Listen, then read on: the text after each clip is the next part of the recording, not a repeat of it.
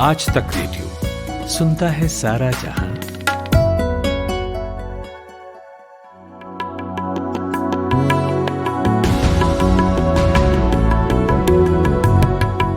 नमस्कार, आप जिस जगह पहुंच गए हैं वो है आज तक रेडियो का वीकली शो तीन ताल, हमारा सबसे खास शो। खास इसलिए क्योंकि यहाँ हम हर हफ्ते आते हैं, थोड़ा ठहर कर, थोड़ा रुक कर, फैला कर उन खबरों पर बातें किया करते हैं जो पिछले हफ्ते के साथ बीत गईं। खबरें भले बीत जाएं, लेकिन उनकी यादें और असर बना रहता है। इस शो में आपको हास्य भी मिलेगा, गंभीरता भी मिलेगी, ज्ञान भी मिलेगा और हो सकता है सुनते सुनते चीजों को देखने का कोई नया पर्सपेक्टिव भी हाथ लग जाए। तो ये तो वादा रहा कि खोएंगे कुछ नहीं, जो कुछ है बस पाने के लिए है। तो चलिए फिर शुरू करते हैं तीन ताल, नया हफ्ता नया बवाल। तीन ताल में जो संगत बैठा करती है उससे इंट्रो कराता हूं आपका। यदि हमें आप सुनते रहते होंगे तो जरूरत है नहीं, लेकिन रस्म है तो निभाते हैं। हमारे साथ हैं एक ताऊ और एक बाबा। ताऊ तो है उपनाम इसलिए क्योंकि उनकी पर्सनैलिटी अगर मैं कभी आपको दिखा पाऊंगा तो दिखाऊंगा आपको, ताऊ वाली ठसक है। नाम है कमलेश किशोर सिंह। तो ताऊ का स्वागत। बाबा है हमारे पाणिनी आनंद, किस्से कहानियों ज्ञान की खान है और जैसे जैसे शो आगे बढ़ेगा आपको खुद ही पता चलेगा। और तीसरा हूं मैं नितिन ठाकुर। इस शो को किया करते हैं हमारे कुलदीप सरदार, लेकिन उनकी गैर हाजिरी में सूत्रधार का काम मैं ही संभाला करता हूं। और इन तीन के अलावा एक चौथे भी हैं यहाँ, ऋतुराज हथौड़ी। ये तबलों को बराबर करते चलते हैं। तो हालचाल से शुरू करते हैं। कैसे हैं ताऊ? मैं बिल्कुल ठीक हूँ और ठंड बढ़ गई है जिसका इंतजार था। दिल्ली की सर्दी कड़क वाली बहुत बेदर्दी के साथ आ चुका है हमारे घरों में और धूप सेंकने की कोशिश होती है। और जो सैटरडे संडे मिला मैंने धूप सेंकने की और अपने आप को गर्म रखने की का पूरा प्रयास किया और बाकी सब जैसा कहते हैं ठीक ठाक है। और ये एक चीज और है कि हम तो लोग लगातार खबरें कर रहे थे, रिकॉर्ड टूट रहे हैं, इतनी सर्दी, ये अनुमान तो नहीं था। हाँ, सर्दी ये जैसे से इसको एक्चुअली विडंबना है ये कि इसको ग्लोबल वार्मिंग बोलते हैं और उसका परिणाम है सर्दी का बढ़ना, गर्मी का भी बढ़ना, बारिश का की कोई बारिश का मर्यादा तोड़ देना, बाढ़, सुखाड़, सब कुछ क्लाइमेट चेंज जिसे कहते हैं, जलवायु परिवर्तन, उसके चलते हो रहा है। मनुष्य के हाथ में शायद नहीं है, पर कोशिश दुनिया भर में यही की जा रही है कि हम इसको रिवर्स तो नहीं कर सकते, पर जितना इसको मिटिगेट कर सकते हैं, जितना इसके दुष्प्रभाव को कम कर सकते हैं उतना करें। और देखिए ये सर्दी जो भीषण हुई है वो भी एक धरती के गर्माने का संकेत है। लेकिन ग्लोबल वार्मिंग की आप बात कर रहे हैं और बाबा से भी पूछूंगा, ये जो पहले सर्दियां आती थी जिसका जिक्र अक्सर बड़े बूढ़े किया करते हैं, भाई वैसी सर्दी अब नहीं पड़ती इस टाइप की। जरा आप लोग बताइए कि वैसी सर्दी अभी भी पड़ती है कि वाकई नहीं पड़ती है, अब कम है? सर्दी होती दो ही तरह की है। एक वो सर्दी की अरे ये क्या सर्दी है, सर्दी तो हमारे जमाने में होती थी, और दूसरी सर्दी है कि इस बार सर्दी तो जाने मार डाली। हमारे लिए ये जो है एक वो हम जैसे जैसे हमारी उम्र बढ़ती है और हम अपने पुराने दिनों को याद करते हैं, हमें लगता है वो क्या सुहाने दिन थे। और फिर जब हाड़ कांपने लगता है तो कहते हैं अरे बाप रे, ऐसी सर्दी तो कोई पड़ी नहीं। तो इसमें एग्जैजरेशन ही होता है। सर्दी का जो पूरा सूझ है उसमें जो चीज ज्यादा बदली है वो सर्दी स्वयं नहीं है, वो लोग हैं। तो आज की तारीख में किसी के पास कपड़ों का संकट नहीं रहता है, लेकिन एक समय था जब लोगों के पास पर्याप्त कपड़े नहीं होते थे। आग के सहारे, पुआल के सहारे या कितने और तरीकों से लोग जाड़े काटते थे। मलहिया चूती थी, ओस से लोग रूबरू होते थे। आजकल महानगरों में, शहरों में लोग तब जगते हैं जब ओस सूख चुकी होती है। पहले ये एक बड़ी आबादी ओस से रूबरू रहती थी। तो ऐसे बहुत सारे कारण हैं जिससे हमको ऐसा लगता है कि पहले सर्दी क्या सर्दी पड़ती थी, अब कौन सी सर्दी है। तो एक तो ये है। दूसरा क्या है कि सर्दी विकृत हुई है। पहले सर्दी में एक्टिवनेस को लेके स्कोप बहुत था, स्मॉग का इतना बवाल नहीं था। अब क्या है कि अब सर्दी लोगों को बंद कर देती है, और आदमी जितना अपने आप को बंद करता जाता है, फिजिकली जितना रिड्यूस करता जाता है, उतना ही सर्दी उसके लिए कष्टप्रद हो जाती है। तो उस तरह से सर्दी का असर एक पड़ा है कि लोग इतने ज्यादा अपने आप को बंद कर लेते हैं और फिर आर्टिफिशियल तरीकों से गर्म रखने की कोशिश, हीटर चल रहा है, ऑक्सीजन लेवल डाउन है, फिजिकल मूवमेंट बहुत रिड्यूस्ड है, चीजें ताजी नहीं बन रही हैं। महिलाओं के लिए एक ठिकाना होता था कि चूल्हे के सामने बैठे बैठे सर्दी में 6 से 8 घंटे उनके बीत जाते थे। बुजुर्गों के लिए और बड़ों के लिए भी एक ठिकाना ये होता था कि 4 से 6 घंटा सवेरे और शाम को, उसको कहते हैं कौला ताप रहे हैं। अवध में कौला तापने की बात होती है, बाकी जगहों पे पता नहीं उसको किस तरह से कहते हैं, लेकिन वो दरअसल आग जला करके उसके इर्द गिर्द बैठना, और वहां पे बहुत सारी चीजें होती रहती थी। गांव की पंचायत, तम्बाकू बनाना, चिलम भरा जाना, आलू भाटा, हरा टमाटर भून लेना, बैठ के मटर निकोल लेना, उसके बीज अलग कर लेना। तो इस तरह की बहुत सारी चीजें, कुछ लोग अपना होरा होरा भी ले आते थे, वो भी भुना जाता था, चना वना भून लिया जाता था, चबैना चल जाता था। तो लुटिया का पानी वहीं पे कंडे पे बैठा दीजिए, पानी गर्म हो जाता था, पीने योग्य हो जाता था। तो ये सारी चीजें थी, तो उसमें कट जाता था टाइम। तो सर्दी कहीं नहीं बदली है, सर्दी का जो संस्कार है, सर्दी की जो संस्कृति है, उसमें बहुत परिवर्तन आया है। परिवर्तन है, हाँ, क्योंकि सर्दी ज्यादा पड़ रही है, ज्यादा पड़ रही है। इनफैक्ट मैं बता, अभी जो मौसम विभाग वो कह रहा है 2 डिग्री हो जाएगा। जो भय की छवियां हैं वो हमेशा अतीत से आती हैं, जैसे ताऊ अभी बता रहे थे, है ना, कि अरे अब क्या बारिश होती है, बारिश तो हमारे जमाने में होती थी, अरे अब क्या आम होता है, आम तो हमारे जमाने में होता था, अरे अब क्या सर्दी है, सर्दी तो हमारे जमाने में होती थी। तो वो आपके जमाने में बाप के जमाने के दाम वाला जो मामला है। हमारे हॉस्टल में एक सीनियर होते थे, तो वो अगर नहा भी रहे होते थे तो हम उनको बोलते थे, सर क्या नहाने जा रहे? अरे हम क्या नहाने जाएंगे, नहाती तो वो लोग हैं। सर खाना खा रहे? अरे हम क्या खाएंगे, खाती तो वो लोग हैं। ठीक है, तो उन्हीं के अंदाज में लोग बोलते हैं कि अरे अभी क्या है। हाँ, और बोल तो रहा हूँ कि मतलब कहते भले ही कुछ भी हो, लेकिन हर पिछले साल का रिकॉर्ड आने वाली सर्दी तोड़ती है। अच्छा, कोई कहानी किस्से से याद आया, कुछ याद आता है सर्दियों का, कोई कहानी किस्सा खुद से जुड़ा, किसी और से जुड़ा? बहुत टिपिकल किस्से हैं सर्दी के, जो बहुत विचित्र भी हैं। तो सर्दियों की जो पहली छवि आती है, और पूरा उत्तर भारत उसकी बात करता है, वो ये है कि अब क्या ठंडक पड़ती है भाई। ठंडक तो हमारे बचपने में हमको याद है कि दुर्गा पूजा में कंबल शॉल निकल आता था। यहां से सर्दी की सारी कथाएं शुरू होती हैं। अब आजकल क्या है, दुर्गा पूजा देखिए टी शर्ट में घूम रहे हैं, ऐसे घूम रहे हैं। भैया पहले दुर्गा पूजा 5 किलोमीटर चल के जाना पड़ता था, अब आपके मोहल्ले में दुर्गा पूजा हो रही है। पहले दुर्गा पूजा जहां आप जाते थे वहां पे इतना लाइट, इतना बंदोबस्त नहीं होता था, रात भर आप नौटंकी देखते थे। अब आप जाते हैं 8 बजे, पहले आप दुर्गा पूजा में जाते ही थे 10 बजे, कि वहां पे वीडियो VCR चलेगा, कोई VHS लगा करके वहां पे दिखा रहा होगा, एक टीवी कलर ओनिडा का, उसके ऊपर VCR प्लेयर रख करके, और जय संतोषी माँ पहले चलेगी, और उसके बाद खून भरी मांग और आज का अर्जुन चलेगी। तो ये उसका आइटनरी होती थी कि पहले बुढ़े बुजुर्ग बच्चे और महिलाएं ये निपट के चले जाए, धर्म भीरू लोग। जैसे ही रात्रि तृतीय प्रहर में चरण रखेगी, हमारे कैसेट बदल जाएंगे। हमारे यहाँ सर्दी ना दीपावली से छठ के बीच बदलता था, कि दीपावली में तो टी-शर्ट में पटाखा फोड़ दिए, लेकिन छठ में जब सुबह और शाम घाट पे जाना है तब आपको स्वेटर डालना पड़ेगा। तुम थोड़ा नए आलू हो, बिना नहाए आप जा नहीं सकते थे। तो सुबह वाली अर्घ में तो एकदम परेशान रहते थे कि नहाना पड़ेगा आज सुबह। तो तुम नए आलू हो, हम पुराने आलूओं की बात कर रहे हैं। कथाएं तो जो है ना, वो उसके लिए बाल सफेद अभी होना बहुत जरूरी है। नहीं तो उसमें डेप्थ नहीं आती है। हमारे जमाने में अब वाला जो है ना, वो अभी आपको वो प्रिविलेज हो नहीं पाया। ये बहुत विचित्र दुखद बात है। अभी ऋतुराज हथौड़ी की कहानियां डेवलपिंग है। हाँ, अभी ये, क्योंकि ये आए हैं CD के टाइम में ना। CD के टाइम इन्होंने 10 रुपया प्रति कैसेट का किराया नहीं दिया है। हाँ, है ना। मेरे लिए जो सर्दी की सबसे यादगार कहानियां हैं वो हैं कि वो भाइयों में कंपटीशन होता था मचान पे कौन सोएगा।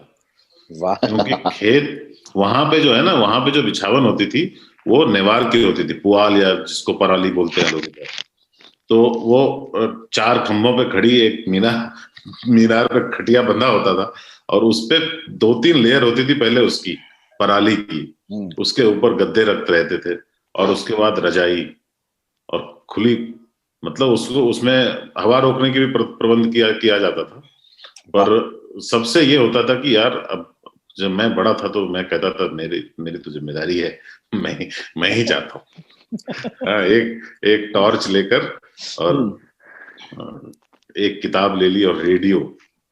क्या बात है। रोशनी का क्या प्रबंध रहता था रात को? कुछ नहीं, कुछ नहीं, टॉर्च और लालटेन भी होता था। टॉर्च मेनली यूज होता था, वहां पे लालटेन जलाते नहीं थे, तो बहुत छोटी जगह थी। तो वहां पे जो है लड़कों में होता था कि भाई तुम अपने मचान पे, हम अपने मचान पे। वाह, बहुत नई तरह की दुश्वारी है ये प्रकाश पे निर्भरता, नितिन। वरना तंबाकू बनाने वालों ने कभी लाइट में नहीं देखा कि रोशनी में कि भाई तंबाकू में चूना पर्याप्त गया कि नहीं, वो अंदाजा है। और उन्होंने चुनौती से निकालते हुए भी कभी चूना को नहीं देखा कि कितना उंगली पे लिया है। वो उंगली जानती थी। तो आपको देखते देखते चुनौती खुली, तंबाकू आ गए, फिर चुनौती बंद हुई, दूसरी तरफ से खुली, चूना आ गया, चुनौती बंद हुई, कुर्ते की जेब में चुनौती वापस चली गई और रगड़ना शुरू हो गया, रगड़ के, पीट के, ठोक के, बीन के, बगैर उसकी तरफ देखे, और सामने वाले को बढ़ा भी दी और खुद फांक भी ली और आगे काम पे लग गए।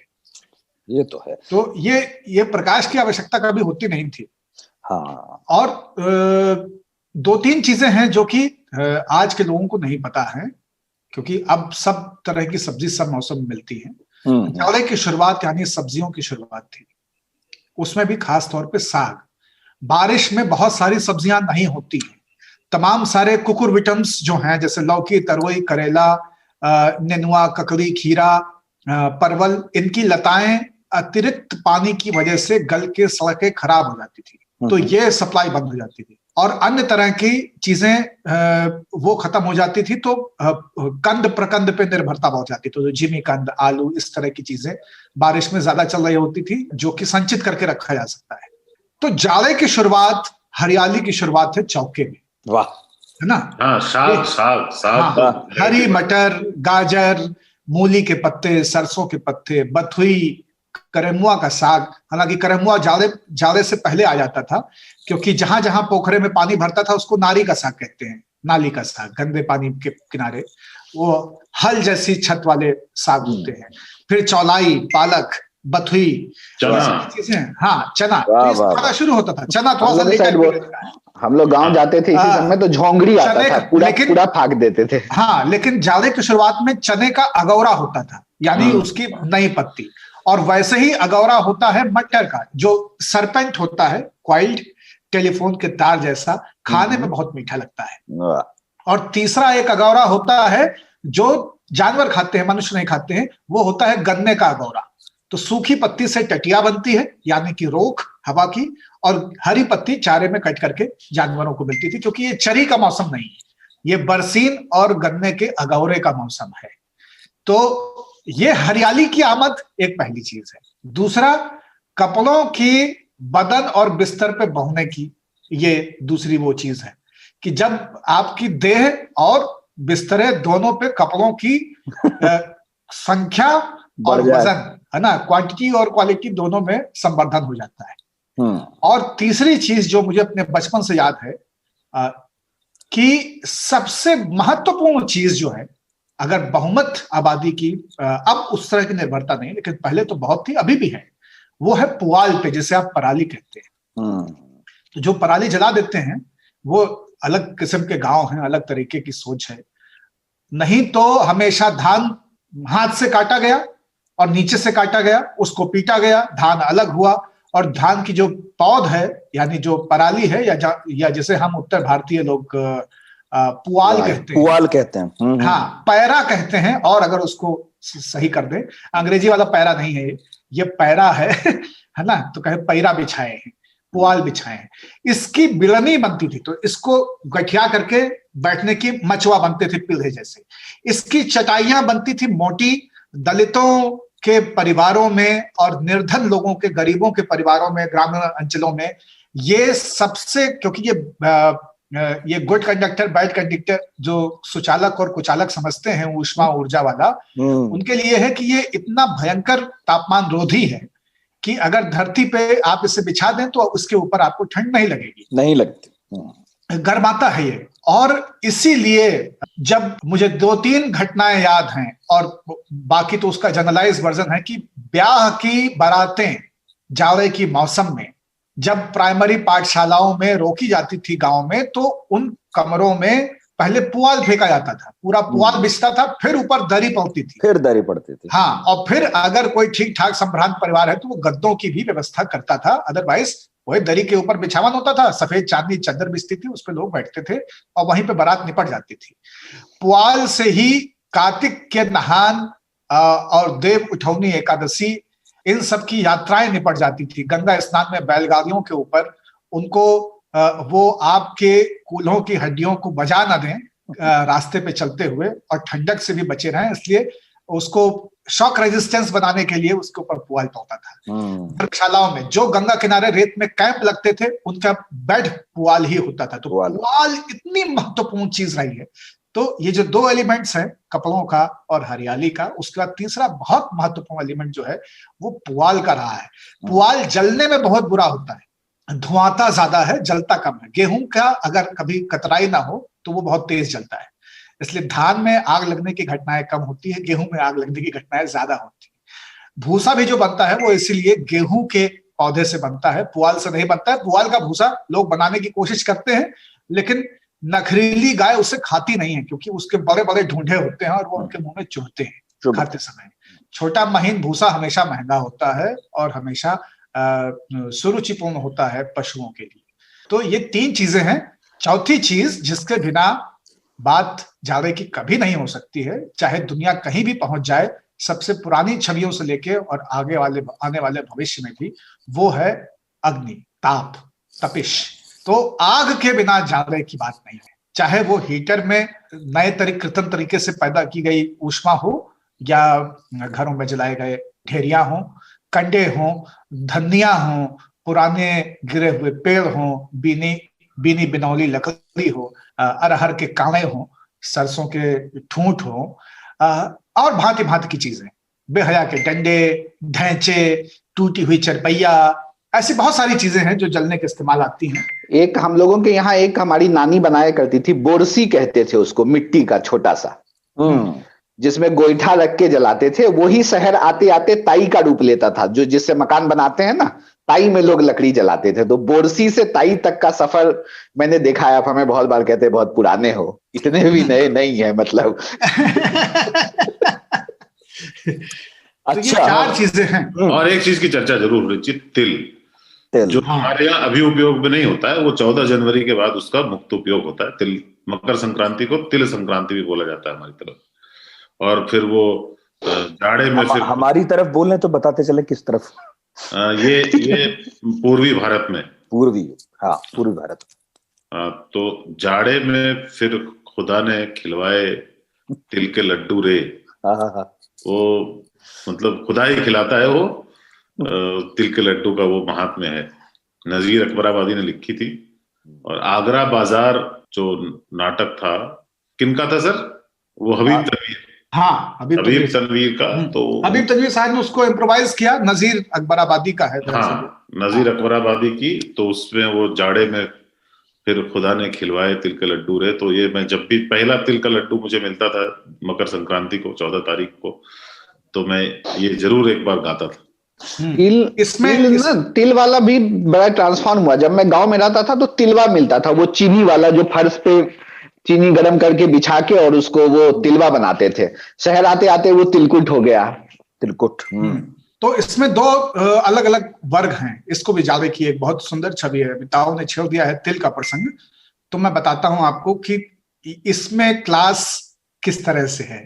तिल और बादाम, ये दोनों मध्यम वर्ग और उसके ऊपर अभिजात्य के जाड़े के अवयव रहे हैं, जिससे कि वो इस ऋतु संहार करते रहे, आनंद लेते रहे।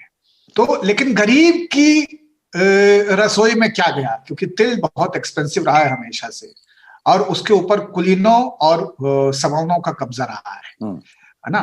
तो तिल और बादाम, और बादाम का मतलब मैं बादाम कह रहा हूं, ये जो एक बड़ा हिस्सा चिनिया बादाम को बादाम कहता है, उससे कंफ्यूज ना करे। लेकिन गरीब के मेवे 2 हैं, जो तिल और बादाम का पैरेलल एग्जिस्टेंस है, बिल्कुल, और वो भयंकर गर्म करते हैं, वो है झुराया हुआ महुआ और मूंगफली। बिल्कुल। तो मूंगफली नदी किनारे रेता से खोदी हुई आसानी से मिल जाती थी, इसलिए अगर पुरानी छवियों को आप देखें तो जाड़े भर शहर के हर चौराहे पे पान की गुमटी और मूंगफली का ठेला ये ईश्वर की तरह विद्यमान रहते थे कि ये तो मिलवे करेंगे, बाकी कुछ मिले ना मिले। तो पान की गुमटी में बीड़ी बिक रही होगी, सिगरेट बिक रही होगी, और लोग वहां से गर्मी पाने के लिए उसको उपचार के तौर पर देखते थे, और दूसरा एक ठेले पे मूंगफलियां जरूर बिक रही होगी।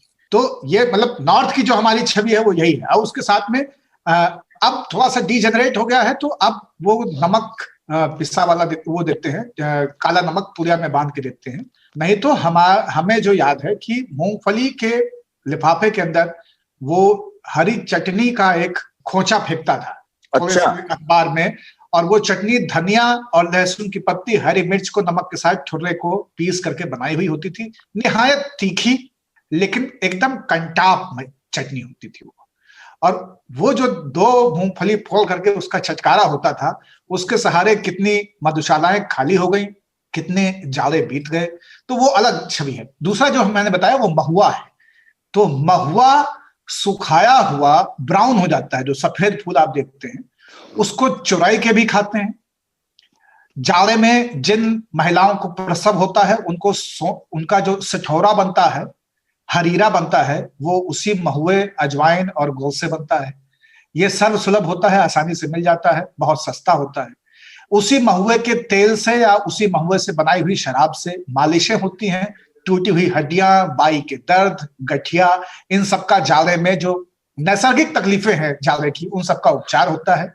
और इसी महुए को सवेरे सवेरे बासे मुंह चबा करके घुटन्ना पहने और फटी हुई बनियाने या कमीजें पहने हुए पिछड़ी जातियों, दलितों और गरीब परिवारों के बच्चे जाड़े का क्रॉस कल्चर एनकाउंटर करते थे, तो उससे निपटते थे। तो महुए की जो उपयोगिता है वो, और मूंगफली की, ये तिल और बादाम से बराबर की टक्कर लेते हैं। और पोषण में अगर आप न्यूट्रिशन इंडेक्स देखें तो ये दोनों चीजें किसी भी मामले में तिल और बादाम से 19 नहीं बैठते हैं। बिल्कुल। गुड़ भी याद कर लीजिए। गुड़ तो नैसर्गिक है, वो तो मधुरत्व में कोई क्लास नहीं है। मधुरत्व तिल पे, अच्छा उस पे तिल पे और जाड़े की चर्चा हो रही है, तो नजीर की कविता के में एक दो नुस्खे भी हैं बीमारियों के, उसी कविता में, है ना। तो एक नुस्खा महबूब का है को खुश करने का, और एक नुस्खा है एक बीमारी के इलाज का। वो मैं आप लोगों को सुना देता हूँ। हाँ जी, बिल्कुल। कि जब वो सनम के मुझको जाड़े का ध्यान आया, सब सौदा थोड़ा थोड़ा बाजार से मंगाया, आगे जो लाके रखा कुछ उसको खुश न आया, चीजें तो वो बहुत थी पर उसने कुछ न खाया, तब खुश हुआ वो उसने जब पाए तिल के लड्डू रे, जाड़े में फिर खुदा ने खिलवाए तिल के लड्डू रे। और नुस्खा सुन लीजिए कि जाड़े में जिसको हरदम पेशाब है सताता, उठिए तो जाड़ा लिपटे नहीं मूत निकला जाता, उनकी दवा भी कोई पूछो हकीम से जा, बतलाए कितने नुस्खे पर एक बन न आया, आखिर इलाज उसका ठहराए तिल के लड्डू रे, जाड़े में फिर खुदा ने खिलवाए तिल के लड्डू। वाह वाह वाह वाह वाह। तो नुस्खे भी कविताओं में समेट लेते थे नजीर एक चीज को पकड़ते थे तो उसके बारे में उसके सारे एस्पेक्ट पे लिख डालते थे। उन्होंने जाड़े और तिल के लड्डू पे ऐसा लिखा। और हम लोग ये बात करते रहे कि हम लोग तीन ताल में हर बार किसी एक साहित्यकार, कवि, शायर की बात करेंगे, थोड़ा बहुत एक आध लोगों से दरख्वास्त करेंगे कि भाई इस वीक का ये टेक अवे है, इनको पढ़िए। तो मैं उनको उनके लिए नजीर का क्योंकि जिक्र छेड़ गया, तो मुझे लगता है कि नजीर को पढ़ना चाहिए। हालांकि नजीर को मैं फिर से कहूंगा जब होली में हम तीन ताल कर रहे होंगे, लेकिन उसके पहले तिल और होली की बात नहीं है। बात यह है कि एक बहुत ही संश्लिष्ट, अति संवर्धित स्वरूप में पैदा और बन रही कोर्टिजन उर्दू पर्शियन पोइट्री के पूरे दौर में नजीर वो व्यक्ति थे जिनको मैं कहता हूं कि वो उर्दू के छिन्नमस्ता हैं। उन्होंने उर्दू की क्लास को ध्वस्त कर दिया और जुलाहे, तेलिन, कहारिन, होली, तिल, कौला, है ना, दिवाली, भांग, है ना, इन सब चीजों के ऊपर जो कि जिनके ऊपर लोग बात भी करना देहातीपन मानते थे या असंभ्रांति मानते थे, उन चीजों को ही उन्होंने अपने साहित्य में सबसे ज्यादा महत्व दिया, उन्हीं के बारे में लिखा, उन्हीं के बारे में बातचीत की। बड़े चरित्र वहां पे केवल बर्बाद होने और परिहास पाने के लिए आते रहे, मूलतः वो लोक साहित्य लोक भाषा में सृजित कर रहे थे, लोक बिंबों के साथ में। तो नजीर की ये बहुत खूबसूरत चीज थी, इसलिए मैं कहूंगा कि तिल के लड्डू और नजीर दोनों के साथ में आप पॉडकास्ट के बाद अपना ये सप्ताह बरतें। बढ़िया। मस्ता क्या हो सकता है हमारा वर्ड ऑफ द पॉडकास्ट? अवयव है इस बार का शब्द। अवयव अवयव यानी कि पदार्थ की एक अवस्था जिस पर आपकी बाकी की अभिक्रिया केंद्रित है। तो गुण जो है वो केवल एक वस्तु नहीं है, वो एक अवयव है और उसको बरत के आप कई चीजें कर सकते हैं। विज्ञान में अवयव एक तरह का सॉल्ट है, एक तरह का कंटेंट है जिसको कि आप केमिस्ट्री लैब में यूज करते हैं, लेकिन यहाँ पे अवयव का तात्पर्य मैं जो लेके चल रहा हूं वो इस संदर्भ से है कि अवयव इज अ कंटेंट, और उस कंटेंट से आप उस कंटेंट को भी कंज्यूम कर सकते हैं, उस कंटेंट को आप इम्प्रोवाइज भी करते हैं 10 तरह से।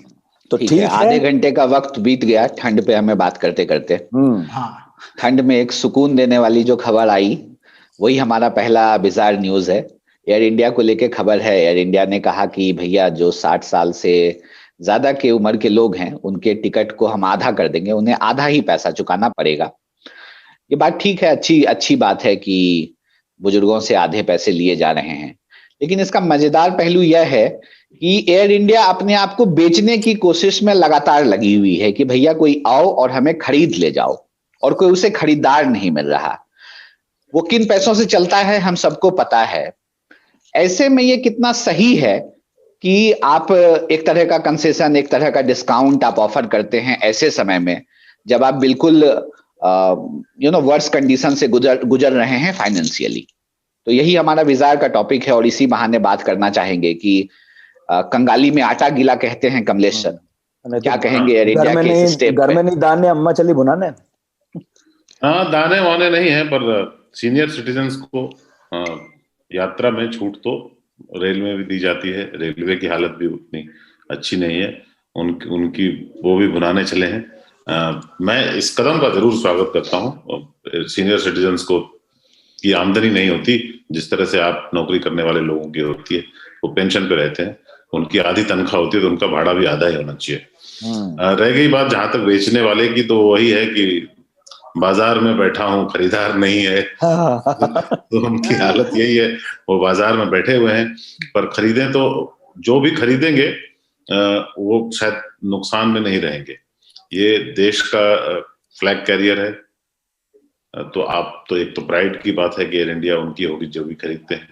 दूसरी बात है कि एयर इंडिया के पास संपत्ति बहुत है, मतलब प्राइम जगहों पे होटल्स, ये सब बिल्डिंग्स, ये सब ओन करती हैं ये, तो वो उसको नहीं माना जाए कि घाटा तो उनको सिर्फ परिचालन में होता है और वो घाटे भी कम किए जा सकते हैं। हमने हमारे देश में देखा है कि कैसे एयरलाइंस को अगर टाइटली चलाया जाए और अच्छे से चलाया जाए तो वो मुनाफा भी देती हैं। खैर, वक्त बहुत बुरा है, किसी भी चीज को बेचने का भी लोग घर नहीं बेच रहे, और प्लेन बेचना तो समझिए बहुत ही मुश्किल है, क्योंकि एविएशन इंडस्ट्री जो है वही टूरिज्म इंडस्ट्री और ट्रैवल की इंडस्ट्री ये सब बहुत बिल्कुल डाउन है। कोविड के चलते 1 साल बर्बाद हो चुका है, अगले 1 साल उसको वापस पटरी पे लाना संभव नहीं लग रहा है। तो जो बोलते हैं कि वो टेक ऑफ करेगा, उनका सेल या नहीं पता नहीं, पर सीनियर सिटीजन्स को तो छूट मिलनी चाहिए। करते क्या है देश में, जो टैक्स पर भरते हैं 60 साल तक आदमी, उनके लिए हम क्या करते हैं? कुछ भी नहीं। ठीक बात है। खबर ये है कि लेकिन वो भी एक पहलू ये भी तो है, एक पहलू ये भी तो है इसका कि जो एयरलाइंस प्रॉफिट में हैं वो इस तरह की ऑफर देने के लिए अपने आप को नहीं तैयार कर पा रही हैं, उनका बचत इतना नहीं है कि वो इस तरह की चीजें दे सके। और एक एयरलाइंस जो लगातार खराब है वो इस तरह अपने आप का तो फाइनेंशियल बर्डन बढ़ा ही रही है। वो तो हमारी जेब से जाना है ना, आखिर अपने फायदे के लिए अपनी नैतिक जिम्मेदारियों से, अपने मूल्यों से समझौता करना गलत है। अपनी वैल्यूज पे और अपने कमिटमेंट पे और एक ह्यूमन अप्रोच पे बने रहते हुए डूब जाना ज्यादा बेहतर है, पहली चीज। दूसरी चीज, 1930 में एयर इंडिया बना था और 90 बरस हो गए हैं उसको। तो जैसे टिकट आधा कर दिया गया है सीनियर सिटीजन्स के लिए, वैसे ही एयर इंडिया के लिए भी ये क्लॉज लगना चाहिए कि ये भी हमारा एविएशन का सीनियर सिटीजन है, और आधे दाम में भी अगर दे सके तो दे दे। लेकिन जो ताऊ कह रहे हैं कि ये समय प्रतिकूल है, ये समय एयर इंडिया से मुक्त होने का है नहीं, क्योंकि जो उसका कीमत मिल सकती थी वो भी अभी कोई देगा नहीं। हाँ। जिस तरह से पूरा का पूरा एविएशन इंडस्ट्री प्रभावित है, और हमेशा चीजें प्रॉफिट और लॉस के हिसाब से ही नहीं देखनी चाहिए। एक बड़ा मजबूत तर्क है जो ये कहता है कि कुछ चीजों पे कुछ चीजें कहीं कहीं पे सरकार को अपने हाथ में रखनी चाहिए, और ये सोचना चाहिए कि इसको सही कैसे कर सकते हैं। एयर इंडिया हमेशा से नुकसान में नहीं था, सरकार के बोझ में वो नुकसान में गया। तो जो लेगा वो भी तो इसे सही ही करेगा, जो लेगा वो भी इसे सही करेगा। और सरकार ने जिस तरह के पर्क्स, जिस तरह के बेनिफिट्स एयर इंडिया के अपने एम्प्लॉयज को या सरकारी लोगों को, सरकारी मुलाजिमों को, मंत्रियों को, ब्यूरोक्रेसी को दिए हैं, उन सब के बारे में सोचना चाहिए कि उनको कैसे अभी हम इसको सही कर सकते हैं और कैसे उसको दुरुस्त कर सकते हैं। तो यही है, मुझे लगता है कि ये जो एयर इंडिया ने किया है, इसमें बजाय इसके कि ये सवाल है कि जब तुम्हारे पास कुछ नहीं है तो तुम ऐसा क्यों कर रहे हो, मुझे लगता है कि ये बाकी एयरलाइंस को भी सोचना चाहिए, क्योंकि पोस्ट 60 आदमी केवल तीर्थ करने नहीं निकल रहा होता है, और आदमी की हिंदुस्तानी समाज में टूरिज्म की, ट्रेवल की कोई हसरत होती नहीं है 60 के बाद में। बहुत यदा कदा लोग निकलते हैं कि नहीं चलो घूम आए, चलो गोवा चलते हैं, या चलो केरल चलते हैं, या चलो मनाली चलते हैं। ये बहुत यंगस्टर्स का काम माना जाता है। लोग हंसते हैं कि बढ़ोतरी में हीरो बन रहे हैं अपने आप को। जो लोग घूमने निकलते हैं ना, वो कभी बच्चे बीमार हैं, कभी बहू बेटे को देखने की इच्छा है, कभी कोई इलाज कराना है, और इन लोगों के पास कोई आय नहीं है। तो ये बिल्कुल एक बढ़िया सराहनीय प्रयास है, और इसको बाकी एयरलाइंस को भी सोचना चाहिए कि कैसे वो उनके ट्रेवल टाइम को कम करें। एक 36 घंटे या 60 घंटे ट्रेन में ट्रेवल करने वाला बुजुर्ग कितना कष्ट झेलता है। अगर वही यात्रा वो 3 घंटे में कर ले, 4 घंटे में कर ले, 2 घंटे में कर ले, तो कितना उसके लिए सुविधाजनक है। ठीक है साहब, तो यहीं पर एक छोटा सा ब्रेक लेता हूं, और ब्रेक के बाद लौटेंगे तो फिर साल 2020 के उन 5 बड़े सियासी चेहरों की बात करेंगे जो पूरे साल छाए रहे। बस एक छोटा सा ब्रेक लेते हैं और लौटते हैं।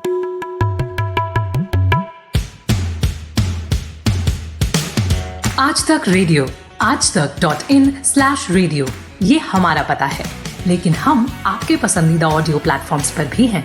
Google podcast, Apple podcast, Spotify, Jio Saavn जैसे ठिकानों पर भी आप हमें सुन सकते हैं। और अगर YouTube आपकी पसंदीदा जगह है तो वहां पर भी हमें सब्सक्राइब कीजिए। आज तक रेडियो, सुनता है सारा जहां।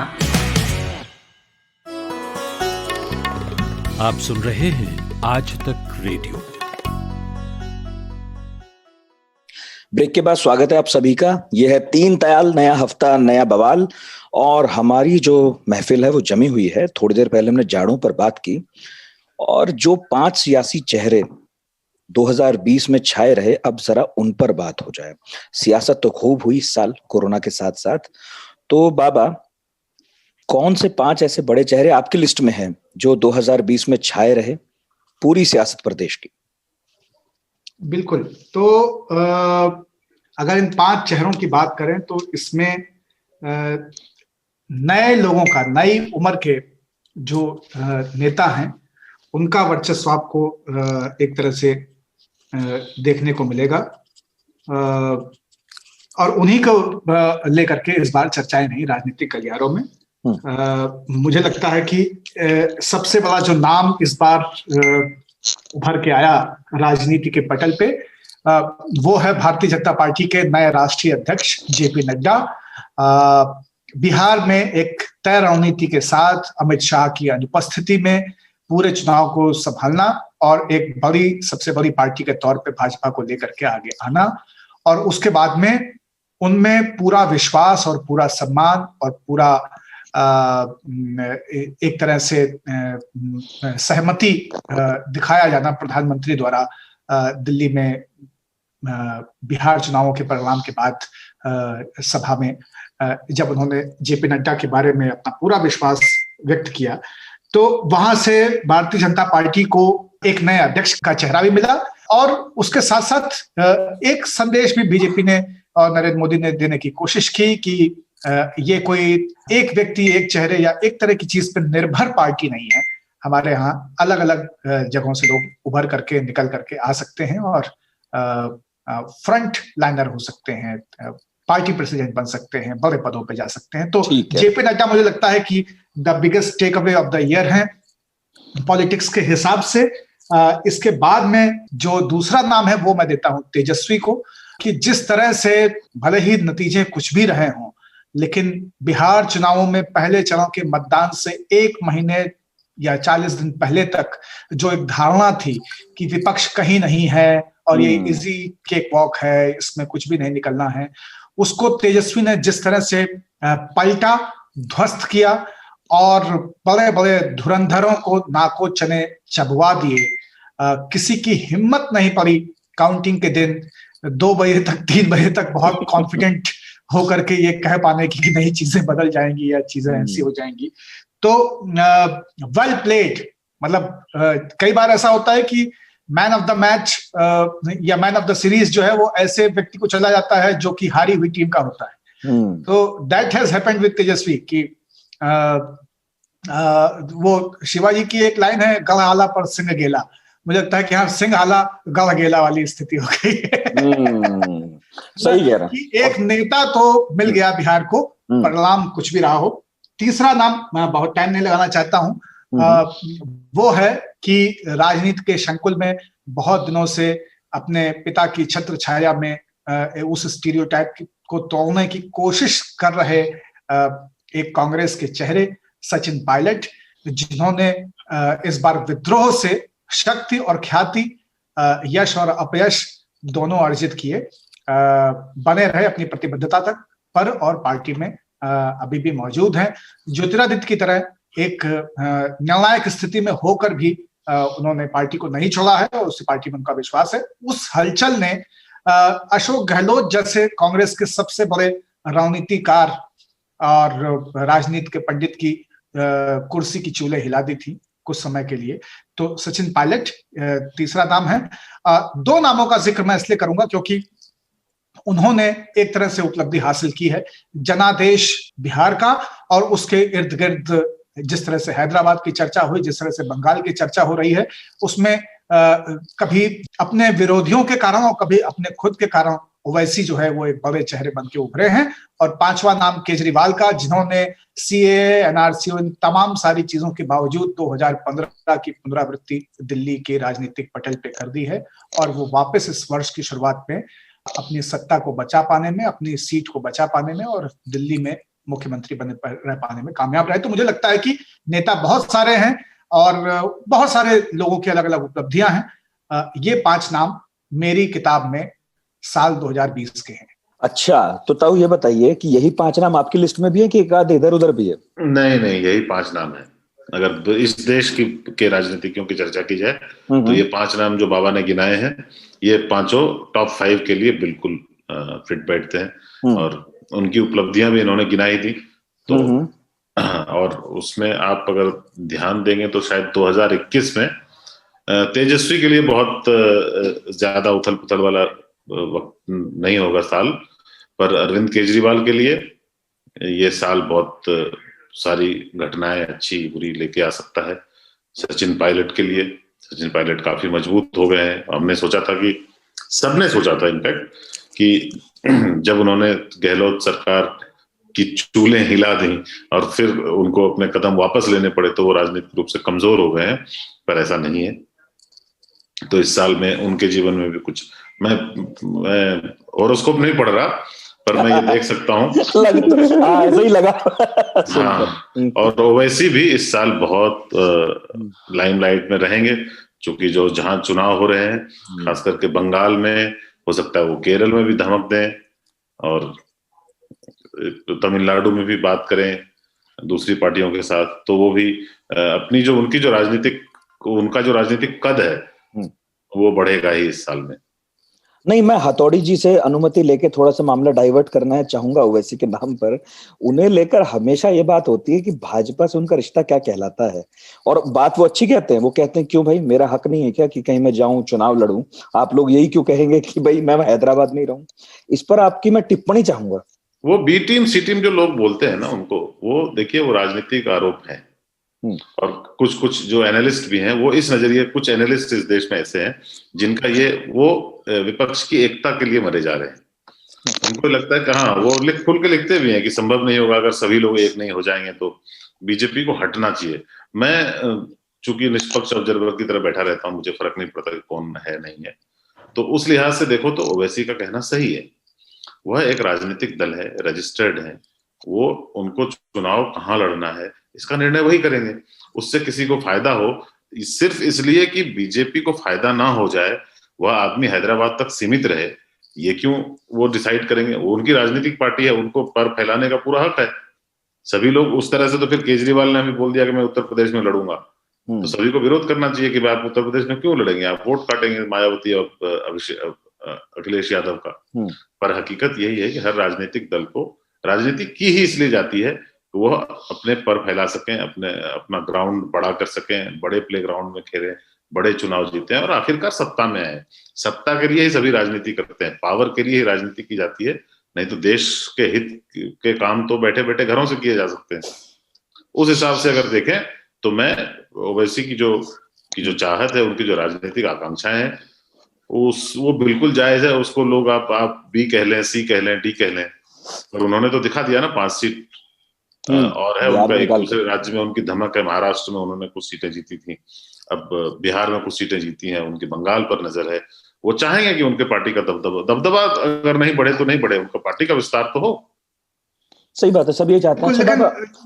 लेकिन इसमें एक चीज है, मैं ताऊ जो बातें कह रहे हैं मोटा मोटा मैं उन सारी बातों से सिद्धांततः सहमत हूँ। मुझे लगता है कि राजनीति में सबको अपने तरीके से खड़े होने का हक होना चाहिए। दूसरा ये है कि ये बात बेईमानी है कि सब विपक्ष इसलिए एक हो जाए कि उसको भाजपा को हटाना है। इसलिए कभी भी विपक्ष का एकीकरण नहीं होना चाहिए। विपक्ष का एकीकरण इसलिए होना चाहिए कि अगर होना हो तो वो सैद्धांतिक मुद्दों पे होना चाहिए। भाजपा को हटाना कोई सैद्धांतिक मुद्दा नहीं है। एक अपनी सहमति की राजनीति को जिताना ये सैद्धांतिक मुद्दा हो सकता है। तो मैं इस पर कतई सहमत नहीं होता हूं कि भाजपा को हटाने के लिए विपक्षी एकजुटता होनी चाहिए, क्योंकि वो एकजुटता जो है वो क्षणभंगुर है, वो स्थायी नहीं है, वो रुकेगी नहीं अगर वो मेरिट्स पे नहीं है। केवल हटाने के लिए, हटाने के बाद क्या, हटाने के बाद का डिब्बा गोल, सबके अपने अपने मॉडल हैं। इंदिरा के प्रकरण में देखा ही है कि इंदिरा हटाओ तो इंदिरा तो हट गई। बिल्कुल, तो वो एक फॉइल मॉडल था, वो 2.5 साल भी सस्टेन नहीं कर पाया और ये भी सस्टेन नहीं करेगा। इसीलिए शायद लोगों ने दोबारा बीजेपी में विश्वास भी जताया, क्योंकि उनको ये पता था कि अगर कोई मॉडल बनेगा तो वो सस्टेन करेगा नहीं, क्योंकि हटाने वालों का मॉडल है। तो ये भी एक ड्रॉबैक है। नेताओं की तरह वोटर भी परिपक्व हो जाता है, बहुत परिपक्व है देश में वोटर, नेताओं से ज्यादा परिपक्व है। संकट ये है इस देश का। लेकिन ओवैसी के बारे में 2-3 चीजें मुझे जो लगती हैं कि राजनीति के पूरे घटनाक्रम में उन्हें हम देखें कैसे। उनकी राजनीति से मुझे कोई लड़ाई नहीं, वो किसी भी तरह की राजनीति करने के लिए स्वतंत्र हैं। लेकिन जब मैं उनको देखता हूं तो मैं उनको किस कैरेक्टर में फिट करता हूं, तो मैं उनको कैरेक्टर में फिट करता हूं कि भाई आपने कमलेश सर ने भी, रितु बाबू ने भी, हम में से किसी ने भी जिन्ना को देखा नहीं, लेकिन जिन्ना के आर्ग्यूमेंट्स इसी तरह के थे। एग्जैक्टली। तो भारतीय राजनीति के इतिहास में प्री पार्टीशन, प्री इंडिपेंडेंस जिस तरह के लॉजिक्स, जिस तरह के तर्क लेके जिन्ना ने अपनी राजनीति को खड़ा किया था, उसी तरह के तर्कों से ये खड़े हुए। और हम ये जानते हैं कि जिन्ना से हिंदू महासभा और हिंदू महासभा से जिन्ना को ताकत मिलती रही। तो ये दोनों एक दूसरे के साथ में को एग्जिस्ट करते रहे। इसको विज्ञान की भाषा में कहते हैं सहजीवी होना। जब 2 पौधे एक दूसरे के लिए सहजीवन प्रदान करें, एक होता है परजीवी और एक होता है सहजीवी। परजीवी जो होता है वो कंप्लीटली डिपेंडेंट होता है, सहजीवी जो होता है वो एक दूसरे को फैसिलिटेट करते हैं कि तुम मुझे सहारा दोगे और तुम्हारे फूलों को देख करके जो कीट आएंगे उससे हमारा भी परागण होगा, तो हम भी फलीभूत होंगे और तुम भी फलीभूत होगे। जो अंधे और लंगड़े की कहानी है बाग में आम तोड़ने वाली, उस तरह का। तो मुझे लगता है कि ये राजनीतिक सहजीवन है जहां पे ओवैसी इसलिए भी महत्वपूर्ण और इसलिए भी मजबूत होते जा रहे हैं क्योंकि अभी एक तरह की विचारधारा को उस तरह के चरित्रों की आवश्यकता है। आप राजनीति में देखें तो हमेशा परिपक्व सत्ता पक्ष अपना विपक्ष खुद चुनता है। जब लोगों का विपक्ष बन जाता है तो सत्ता हिल जाती है। जब सत्ता अपना विपक्ष खुद चुनती है तो सत्ता सत्ता में बनी रहती है। तो this is choosing our own opposition. और उस मोड में वो हैदराबाद जाकर के उस लेवल पे जाके कैंपेन करना, बड़े बड़े लोगों का जाना, उनके बयानों को इतनी तरजीह देना, ये एक इकोसिस्टम है और ये लॉन्ग टर्म में दोनों को लाभान्वित भी करेगा। ओवैसी भी जानते हैं कि कांग्रेस को गाली देके उनकी राजनीति बहुत आगे नहीं जाएगी, लेकिन मोदी या शाह या जेपी नड्डा को सीधे चुनौती देके संघ के बारे में बातें कह के वो उस तरह से जमीन गेन कर सकते हैं। तो अगर केजरीवाल या ओवैसी या चंद्रशेखर राव या कोई जस्टिस पार्टी, कोई पीस पार्टी, उनको कोई ABCDE टीम कहता है तो ये उसके अपने बौद्धिक कूपमंडूकत्व का द्योतक है। ये लोग हैं राजनीति में और ठीक वैसे ही रहेंगे और वैसे ही इनको रहना चाहिए जैसे कि वो खुद हैं जो इनकी आलोचना कर रहे हैं। तो कांग्रेस किसकी बी टीम है, कम्युनिस्ट पार्टी किसकी बी टीम है, ये तो फिर जाकर के इसका कोई अंत नहीं है ना। और फिर विदिन बाउंड बहुत सारे ABCDE है ना, तो वो तो मतलब वर्णमाला से बाहर तक हैं। हाँ, वो दिल्ली में देख रहे थे कि आम आदमी पार्टी को बी टीम बताते रहे लोग और वो A टीम बन गई और फिर समझ नहीं आया कि उसकी बी टीम कौन है। कभी वो हो सकता है, वो हो सकता है, लेकिन उसका कोई साक्ष्य नहीं है और बिना साक्ष्य के कुछ कहा नहीं जा सकता है। कुछ चीजें अंडरस्टैंडिंग पे होती हैं, उसमें कोई मटेरियल एक्सचेंज होता नहीं है। ये लोग सांसारिक आदान प्रदान से ऊपर उठे हुए लोग ये एक दूसरे को बहुत पारलौकिक तरीके से पोषित कर रहे हैं, है ना। प्लेटोनिक जिसे कहते हैं, शायद मेरे ख्याल से ताऊ बताएंगे अगर सही शब्द है प्लेटोनिक यहाँ पे, तो ये बहुत प्लेटोनिक लव में है ये लोग। Platonic love. जब कम्युनिस्ट पार्टी की बात की तो मैंने ना अभी हाल में ये जो किसान आंदोलन चल रहा था उसमें ना BKU के बाद ना हर नाम होता है एक आदमी का। इतने सारे भारतीय किसान यूनियन है कि BKU उसके बाद एक आदमी का नाम होता है, एक आदमी का नाम है। हाँ, तो मुझे कम्युनिस्ट पार्टी की याद आ गई कि communist party of India, communist party of India Marxist, communist party of India Marxist Leninist, communist party of India Marxist Leninist liberation तो उनकी याद आ गई। दो चार आदमी होगा। मैं श्योर हूँ अगर आप जाओगे ना तो आपको BKU नितिन भी मिलेगा एक। वाह वाह वाह वाह। हाँ, कहा जाता था हम लोग गांव का नाम, आदमी का नाम, इतने BKU और समझ नहीं आ रहा कौन इधर है कौन उधर है। अब तो समझ नहीं आता कि भारतीय किसान यूनियन किसकी तरफ है, क्योंकि उसके इतने धड़े हैं, वो चारों तरफ हैं। मैं टिकैत को देख के डिसाइड करता हूँ कि ये वाला जो है वो महेंद्र सिंह टिकैत से रिलेटेड है, क्योंकि उनका पुत्र देखता है, उनका पुत्र देख रहा है। बढ़िया जी। तो ये एक लतीफा बन गया था एक तरह से कि जनता दल के जितने के पहिए में जितनी तीली हैं उतने हिस्से उसके हुए, लोग ये कहते थे। उसी से JDU बना, JDS बना, कई सारे बनते रहे। RJD भी उसी से बना, समाजवादी पार्टी वहीं से। कई सारे संकुल इस तरह के हैं जो वहां से पैदा हुए। तो लेकिन अच्छी बात है, लोग टूटे बिखरे बढ़े, सब अपने अपने तरीके से बार्गेन करें। लेकिन वो ना राजनीति में अगर वो सहजीवी सिम्बायोटिक रिलेशन नहीं रहेगा ना तो राजनीति का मजा भी नहीं आएगा। वो जो सहजीविता जो हमें नजर आती रहती है या लगता है कि है, वो ना रस देती है राजनीति को। हाँ, प्रकार के रस से राजनीति है। बाकी खतरा हमेशा रहता है। कुछ लोगों को लगता है कि देश 1947 से पहले बहुत तरह के खतरों में था और अब वो लोकतंत्र है। कुछ लोगों को लगता है कि नहीं, 70 साल तक खतरे में था, अब लोकतंत्र है। कुछ लोगों को लगता है कि 5000 साल से लेके आज की तारीख तक खतरे में ही था, लोकतंत्र कभी था ही नहीं। तो इन आकांक्षाओं का विचारधारा पर आश्रित कोई अंत नहीं है। सबके अपने अपने परसेप्शन हैं और वो उनके लिए बहुत महत्वपूर्ण है और उनको ये मेरे शब्द बुरे भी लग सकते हैं, लेकिन क्या कीजिएगा, जब आपसे बाकी लोग एग्री नहीं करेंगे तो आप सीमित संकुल वाले बन ही जाएंगे। तो ओवैसी हैं, ओवैसी एक सच्चाई है। मैंने आपको बता दिया कि मेरी पटकथा में सिनेमा की वो कौन सा चरित्र है, विच character from the history, Facebook वाला पुराना खेल। ओवैसी इज जिन्ना। वाह वाह, लाइक शेयर।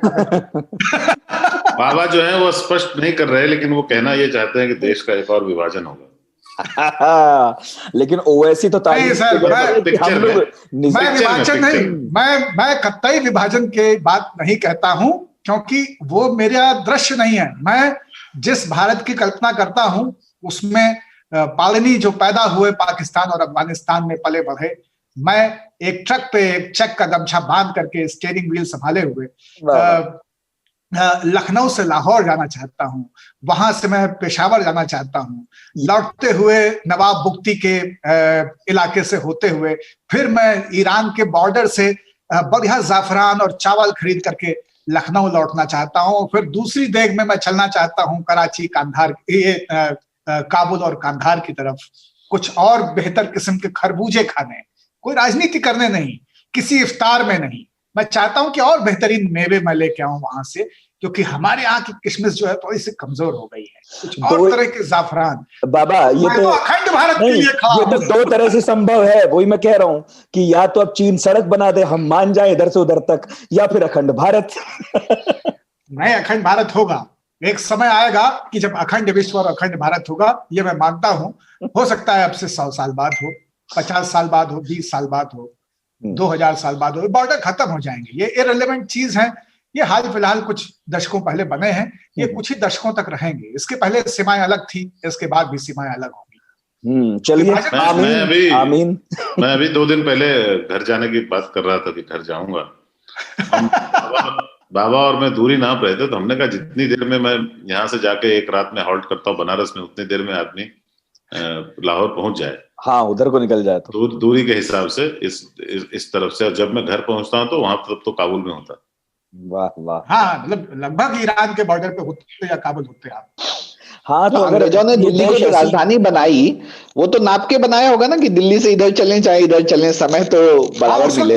उस वक्त नाप सही था, ईरान के बॉर्डर से लेकर के और ढाका तक उस वक्त का नापा सही था, तो दिल्ली उस वक्त बीच में थी। हाँ, और ताऊ ने सही तो कहा कि अब तो नागपुर को बना देना चाहिए, वो बिल्कुल सेंटर में पड़ रहा। हाँ, लेकिन फिर ये हुआ कि देश का दिल खराब है, पेट नहीं, इसलिए अच्छा। दिल्ली जो है वो दिल बन गई। बढ़िया। चलिए भाई, बिजार न्यूज का वक्त हो गया है थोड़ी। ठीक है। जो दूसरा बिजार न्यूज है वो मध्य प्रदेश के मालवा से आया है। शाहजहाँ के मंदिर में चोरी हुई और वहां पे एक अजीबोगरीब घटना हुई कि चोर ने सामान तो चुरा लिया। ऐसे एक चोरी वाली खबर हम हाँ, शाहजहाँपुर चोरी वाली एक खबर हमने पहले भी की थी, ये अलग है उससे। इस बार, पिछली बार तो चोर के नाम पे पर्चा चिपकाया गया था, इस बार चोर जो है सामान चुरा तो लिया, लेकिन उसे नींद आ गई वहीं पे और वो सो गया मंदिर में ही, सामान ले नहीं जा पाया। पुलिस वाले आए सुबह, उसे उठा रहे थे तो उसने बहुत कायदे से कहा, भाई अभी सोने दो, नींद पूरा नहीं हुआ है। विषय क्या है कि स्थानीय लोग जो हैं इसे देवीय चमत्कार मानते हैं कि देवी जी ने नींद लगा दिया, सामान नहीं ले जा पाए। मतलब ये छोटी छोटी घटनाओं को, नींद आ जाने को एक देवीय रंग दे देना क्या है यह? कमलेश सर से शुरू करेंगे। सर्दी में देवीय चमत्कार है, ताऊ बताएंगे। देखिए कैसा इन्होंने, मैं आदमी तो ऐसा हूं जो कि देवी चमत्कारों में विश्वास नहीं करता, पर इसमें मुझे करने की इच्छा होती है, क्योंकि मुझ पर भी नींद लगने के आरोप लगते हैं। कल ही लगे थे। ये दिन भर सोते रहते हो। मैं चाहता हूँ लीगली, जैसे पुलिस, जैसे वहां के लोग बोल रहे हैं भाई ये तो देवी का चमत्कार है, एक्चुअली नींद जो है वो देवी का ही चमत्कार है। वाह वाह वाह, ये आड़ लेने में बहुत बढ़िया है। मेरी कोई गलती नहीं है। मेरी कोई गलती नहीं है। और लोग वहां के कह भी रहे कि 3 साल पहले भी एक ऐसी घटना हुई थी, चोर आया था और चोरी कर लिया था, लेकिन वो जा नहीं पाया, उसे भी नींद आ गई थी। हमारे यहाँ एक चोर आया एक बार, जाड़े के दिनों की बात है एक्चुअली। जाड़े में लोग चूंकि अंदर सोते हैं ना, गर्मियों में थोड़े लोग कुछ बाहर भी सोते हैं, बरामदे पे, यहाँ वहां खटिया लगा के चांदनी रात में। तो जाड़े में सब अंदर सोते हैं। तो गाय को चुराने एक चोर आया, गाय चोरी करने आया। लेकिन उसके बाद की तो घटना नहीं है। सुबह लोग उठे तो एक आदमी पड़ा हुआ था गौशाले में। गाय ने उसकी कमर तोड़ दी थी। अरे ऐसा जबरदस्त मारा था। तो वो चोर रात भर उसने भागने का प्रयास इसलिए नहीं किया कि उसकी हालत नहीं थी भागने की। सुबह वो स्वयं ही बोला कि भाई गाय चुराने आया था मैं, देखो मेरी हालत, मेरा इलाज करवाओ। हालांकि उसको फिर पुलिस को सौंप दिया गया, उसका इलाज भी हुआ। तो चोरी करने में कभी भी गौ माता जो है ना, दैवी चमत्कार दिखा देती हैं। वाह, बिल्कुल। बाबा बताइए। हाँ, मतलब क्या सर्दी का असर था कि मेहनत ज्यादा हो गई थी? चैन चोरी हुआ कि नींद चोरी हुई, कि इस तरह की चोरियों के बीच में अगर किसी को नींद आ गई है तो ये कितनी बड़ी बात है। और मैं तो इसे एक सिचुएशन की तरह देख रहा हूँ, सिनेमेटोग्राफी के हिसाब से, डायरेक्शन के लिहाज से, कि एक आदमी मंदिर में सोया हुआ है, गहना गुड़िया की गठरी सर के नीचे रखाए हुए और अपने आप को समेटे हुए, और पुलिस आती है, उससे पूछती है कि क्या उठो उठो, तो वो कहता है कि शब फुरकत का जागा हूँ, फरिश्ते दो, कभी फुर्सत में कर लेना हिसाब आहिस्ता आहिस्ता। है ना। तो ये बात वो शायद ईश्वर से भी कह रहा होता और पुलिस वालों से भी। हालांकि ये शेर की मियाद जो है वो कब्रगाह तक है, और वहां से है कि किसी को आप दफन करके जाएं और कहते हैं कि दफीने के बाद में जब लोग 40 कदम आगे पहुंच जाते हैं, बेर का कांटा एक ताजी जमाई हुई कब्र के ऊपर, कच्ची कब्र पे रख के, तो फिर उसके बाद पलट के पीछे देखा नहीं जाता है 40 कदम के बाद। और वो इस लिहाज से है कि अगर आप पलट के पीछे देखेंगे तो जो फरिश्ते उतर आए हैं हिसाब करने के लिए वो डिस्टर्ब होंगे। तो अब 40 कदम आप चल चुके हैं, अब उधर आप ना देखें। ये ऐसा क्यों नियम बना होगा, इसके ऊपर फिर कभी बात। लेकिन मुझे लगता है कि वो फरिश्ते जब आ जाए तो वो आदमी भी तो कहे ना कि यार अभी तक मेरा गुस्सल और ये और वो और ये पहनाओ, उसके पहले दे साला ICU ECG है ना, ऑक्सीमीटर सब कुछ चल रहा था, साला दे इंजेक्शन दे कोचा, और कोई गिरा जा रहा है जिन्होंने साला 20 साल से पानी नहीं पूछा, वो ऐसे छाती पीट कर रो रहे थे कि हाय हुसैन हम न रहे हैं। और इस पूरे उसमें दौरे बयाबा में अब ये फरिश्ते आ गए तुरंत, सांस भी तो वो कितना सुंदर शेर है। तो मुझे लगता है कि लेकिन कम से कम इतनी नवैयत तो इस इंसान को भी मिलनी चाहिए थी कि यार सो लेने दो। अरे वाकई दैवीय चमत्कार है, आजकल के माहौल में किसी को नींद आती है अगर, और अगर आपको इतना ही यकीन है कि देवी ने उसको सुला दिया है तो देवी उसकी बुद्धि भी सही करेंगी, जो बुद्धि भ्रष्ट थी चोरी वाली। हाँ, ये बात भी ठीक है। हाँ, तो भरोसा तो आगे भी लेना चाहिए। तो भरोसा जो है सिलेक्टिव क्यों है, देवी पर आपकी आस्था सिलेक्टिव क्यों है? और इसलिए मैं कहता हूं कि चोर को मत देखो, चोरों को देखो। आस्था की दुकान चोरी की दुकान है। ये कितनी बड़ी चोरी है कि नींद के लिए आप देवी पे हैं और दंड के लिए आप पुलिस पे। ये तो ठीक नहीं है ना। पिछले 3 साल में इस पर बड़ी चर्चा हुई। हमारे एक मित्र हैं, तो हमने उनसे कहा कि आप तो फलाने सेक्ट को मानते हैं, अवगढ़ पंथ को मानते हैं, तो वहां पे कहा जाता है कि आपको कोई व्रत पूजा और करने की आवश्यकता नहीं है, आप तो मतलब सब दिन एक बराबर हैं, सब जन एक बराबर हैं, सब आहार एक जैसे बने। तो अवगढ़ की तो पूरी अवधारणा ये है, दर्शन ये है।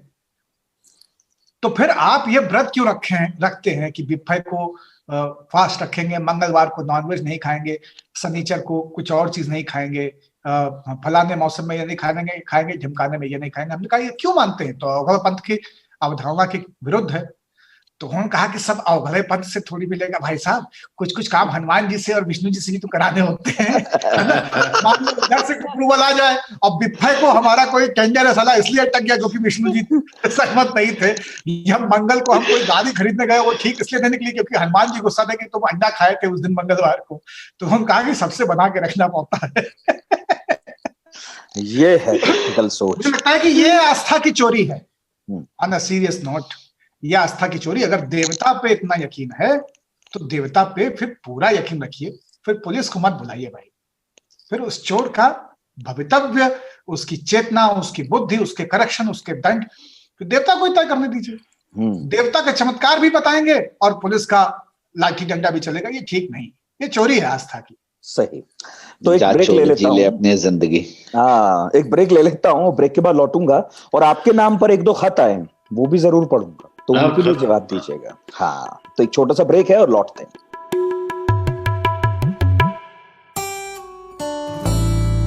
एक तार म्यूजिक का और एक तार पोएट्री का, दोनों मिल जाए तो क्या बनता है? 2 तारा।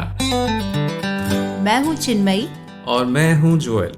हम गाते हैं, सुनाते हैं कविताएं, कभी गिटार पर तो कभी बांसुरी पर, और कभी अपने घर में पड़े हुए बक्से की थाप पर। तो सुनिए हमारा 2 तारा सिर्फ आज तक रेडियो पर।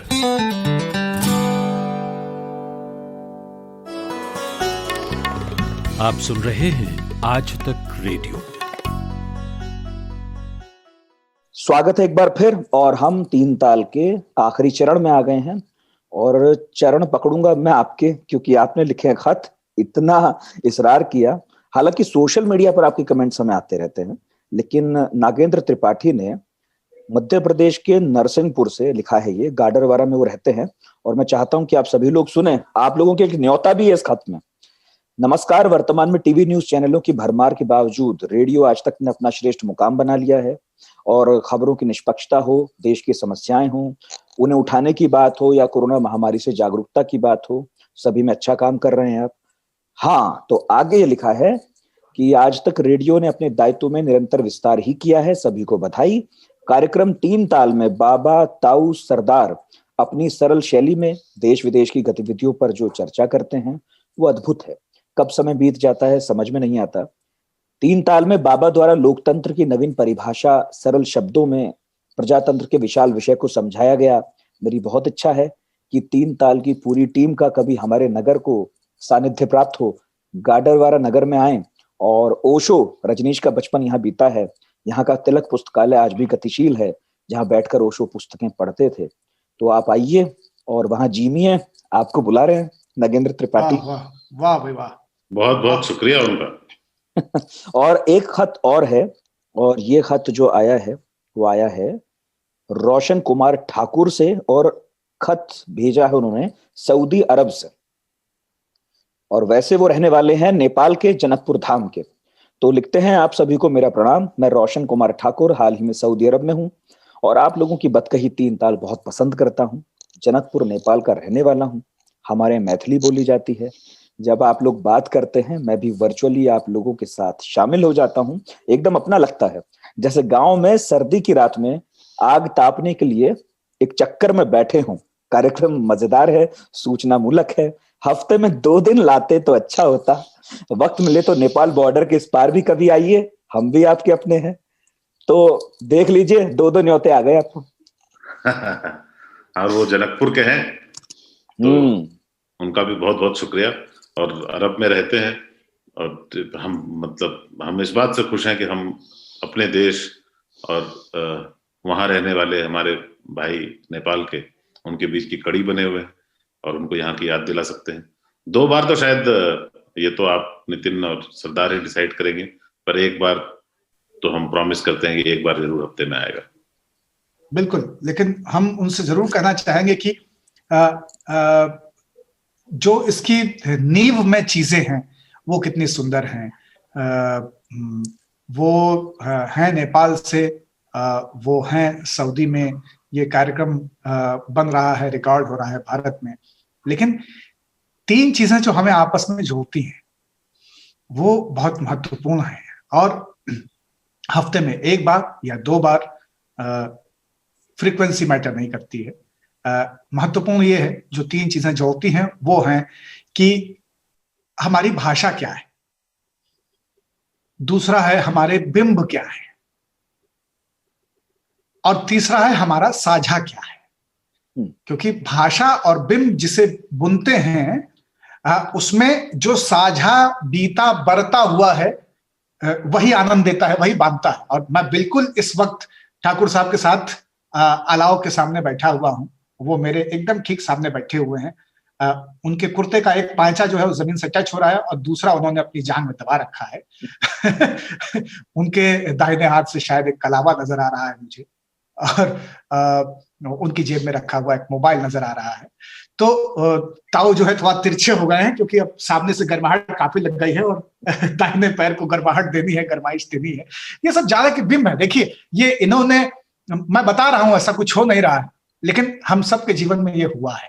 तो ये 3 ताल जो है ना, ये 2 तबलों की कहानी नहीं है, ये हम सब की जिंदगी का रिदम है, उसके बीट्स हैं, द बीट्स ऑफ लाइफ। और इन बीट्स पे हम सब एक साथ थिरकते हैं, एक जैसी छवियों को लेके, एक जैसा नृत्य, एक जैसा उत्सव, एक जैसा आनंद। इसी आनंद के लिए, इसी उत्सव के लिए तीन ताल में हम लोग आते हैं। हफ्ते में 2 बार कैसे बरत पाएंगे, क्योंकि कई बार हफ्ते में 1 बार करने के लिए भी हम लोग को गंगा जली उठानी पड़ती है कि ना ये तो करें के पड़ी, नहीं तो बात कैसे बनी।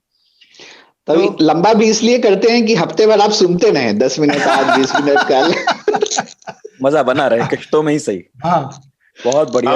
बाबा ने कभी देखा तो नहीं होगा, पर मैं ये बिल्कुल सही थे कि जब घूर तापो ना, घूर मतलब एक अलाव सा जला के, तो आगे तो गर्म हो जाता था पर पीछे सब कुछ ठंडा रहता था, क्योंकि शीत भी पड़ रही होती थी। तो हाँ, तो थोड़ी देर में थोड़ा घुमाना पड़ता था अपने आप को कि थोड़ी गर्माहट शरीर के उन अंगों को भी लगे जो पीछे पड़े हुए थे।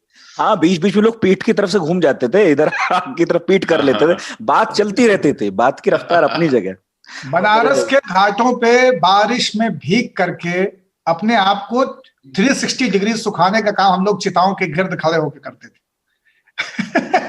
क्या खूबसूरत दृश्य। ये एक अलग बिंब है। और हाँ, और इसको कई लोग बहुत बुरा मानेंगे। कई बार चिताओं से छटकी हुई लकड़ी के मुहाने पे रखे हुए अंगारे से हम लोगों ने अपनी सिगरेटें जलाई हैं। तो आग जो है ना, वो घूम के ही तापने का मजा है। मुझे वो बिंब याद आ गया।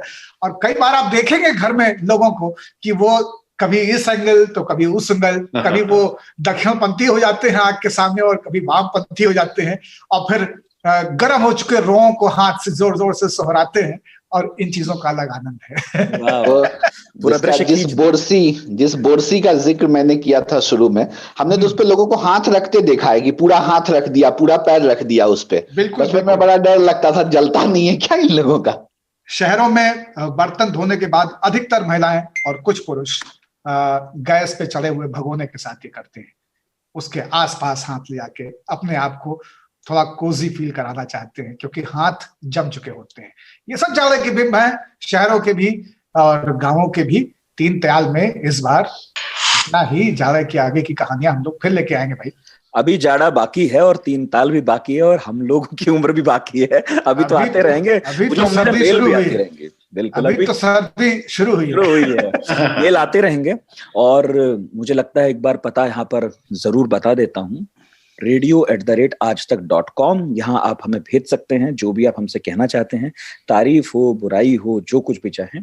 और इसके अलावा हम आज तक रेडियो की पेज पर तो मिलते ही हैं, लेकिन Google podcast, Apple podcast, Spotify, इन तमाम जगहों पर भी हम मौजूद हैं। सोशल मीडिया हैंडल्स पर भी अपनी बात आप कह सकते हैं यदि मेल ना करना चाहें। और एक व्हाट्सएप नंबर बहुत जल्दी आपको बताऊंगा कि यदि लिखने में आलस आ रहा हो सर्दी में, तो बस इतना करें कि रिकॉर्ड करके भेज दें। कोशिश ये होगी कि आपका संदेश आपकी आवाज में अगले 3 ताल में सुनाया जाए। तो बस इसी नुक्ते पर इस बार विदा लेते हैं। अगले सोमवार फिर आएंगे। आप सभी को बहुत बहुत शुक्रिया, और आप तीनों को बहुत बहुत नमस्कार। जाड़ा है, हाथ तापते रहिए, मूंगफली खाते रहिए। नमस्कार। नमस्कार। जय हो। नमस्कार।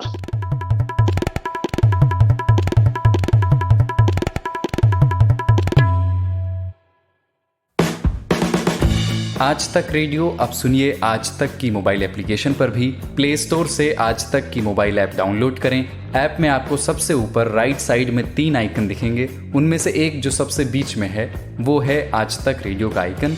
तो उसे उंगली से जरा सा छू दीजिए और खुल जाएगा हमारा पिटारा, जिसमें क्या है, न्यूज़ तो हर जगह है, पर हमारे यहाँ न्यूज़ है सही कॉन्टेक्स्ट के साथ। खबर तो आ गई, पर खबर से आगे की बात क्या है, उसका एनालिसिस आपको हमारे यहाँ मिलेगा। और इस ठिकाने पर सिर्फ खबरें ही नहीं हैं, ज्ञान की बातें हैं, मज़ेदार किस्से हैं, बतकही है और भी बहुत कुछ है, जिसका स्वाद लेने के लिए इस गली के चक्कर लगाते रहें। आज तक रेडियो कहते हैं इसे, सुनता है सारा जहां।